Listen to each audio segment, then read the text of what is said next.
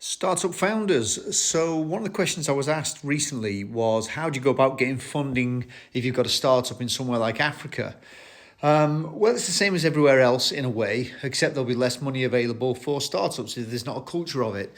One of the things that I will tell you is that it's it's definitely region specific. So, for example, if you want to find money for a medtech startup, then I know that you go to West Coast, you go to Irvine, you go to Minnesota, you go to Switzerland, you go to Cambridge in the UK.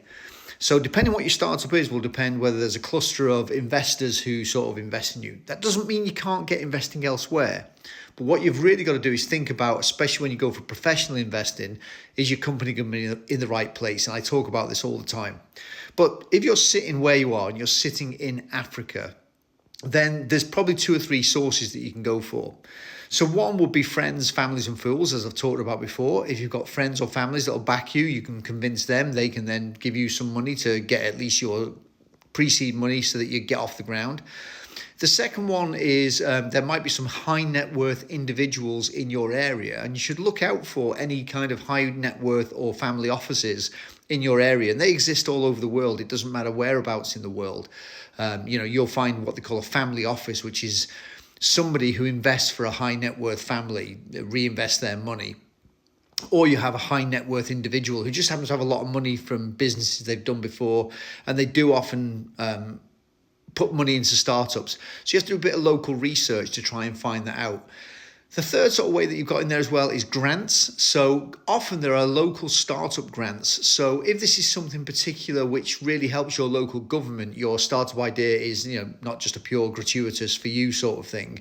Let's say it's a green tech or it's some kind of fintech that's going to help your community in Africa or your city in Africa. There are often government grants at either the local, regional, or even national level. So that's one way to look for them as well. Then the fourth thing to do is to go and look for economic grants and development grants for new ideas and for businesses that come from across all over the world.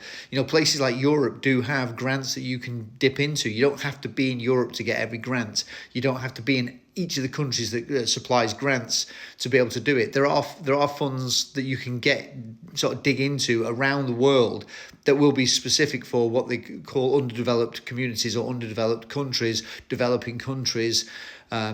So you can dig into those and you can make a bid for those and you can find money there. They're always nice because they're usually non-dilutive. They don't usually ask for equity when they do that. So that's quite a good way to go there as well. Then another sort of final way that is a way